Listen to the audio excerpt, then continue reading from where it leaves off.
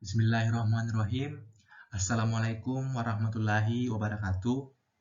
Perkenalkan, nama saya Sukardi dari kelas akuntansi G dengan NIM 202104202221. Di sini saya akan mempresentasikan terkait jurnal dengan judul Pengaruh Kinerja Keuangan terhadap Harga Saham 10 Bank Terkemuka di Dunia, yang mana ditulis oleh Kak Indra Satria dan IH Haryani Hatta pada tahun 2015.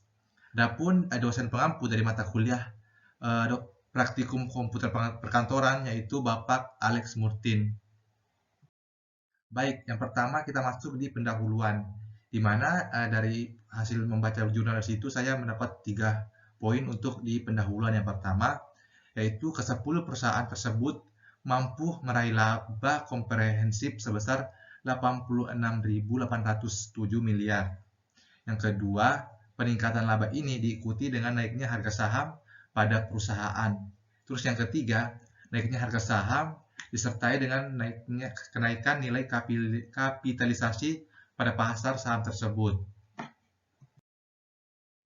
Nah, di sini untuk hipotesis penelitian, yang mana ada poinnya itu yang pertama metode penelitian, yang kedua populasi, dan yang ketiga teknik sampling. Nah, kita masuk ke pembahasan yang pertama, yaitu tentang metode penelitian, di mana pada jurnal tersebut menggunakan metode penelitian yaitu metode kuantitatif.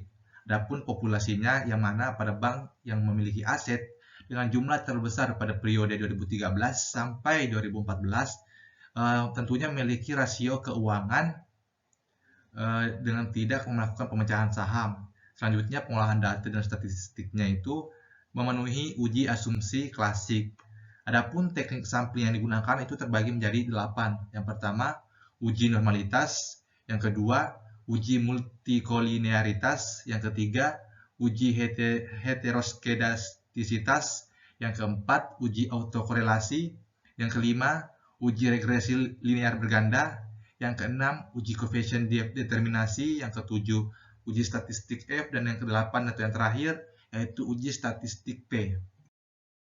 Sedangkan metode penelitiannya itu terbagi menjadi 3. Yang pertama secara variabel dependen, kemudian variabel independen, dan menggunakan metode analisis data.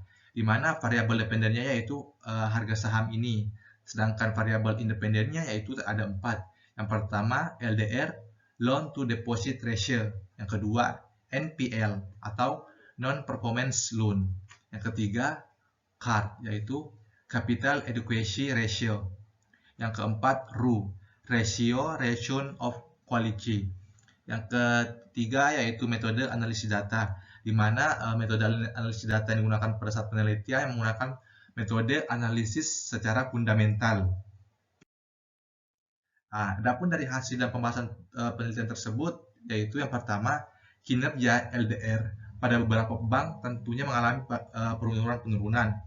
Sedangkan kinerja NPL pada beberapa bank juga mengalami penurunan karena adanya kenaikan rasio NPL. Sedangkan yang ketiga, rasio CAR mengalami perbaikan kecuali bank tabungan negara, dan bank permata yang mengalami penurunan. Terus yang keempat, kinerja RUS secara umum mengalami penurunan kecuali pada Bank Indonesia yang mengalami kenaikan.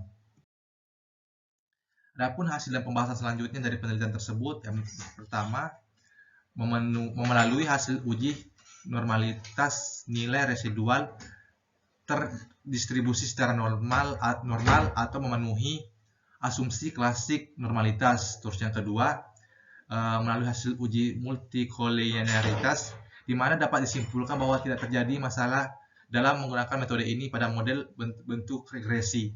Sedangkan yang ketiga, melalui uji autokorelasi, di mana dari hasil pengujian ini menunjukkan bahwa DL lebih kecil DW lebih kecil DU, yang dikatakan bahwa tidak ada kesimpulan yang pasti.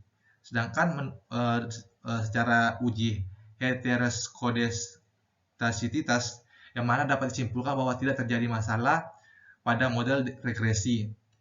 Kemudian melalui uji regresi linear berganda, yang mana variabel bebas dan besar pengaruhnya adalah CAR, sedangkan paling kecil adalah ROE.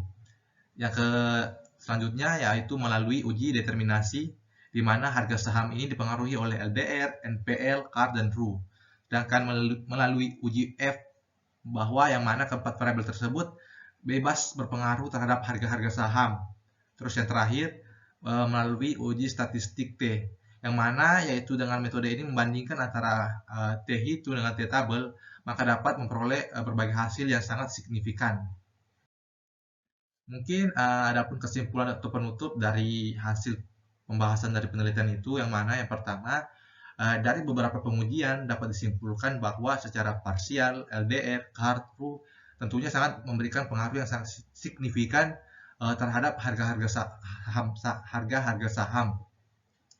Sedangkan NPL itu sendiri tentunya tidak memiliki pengaruh terhadap harga saham itu sendiri.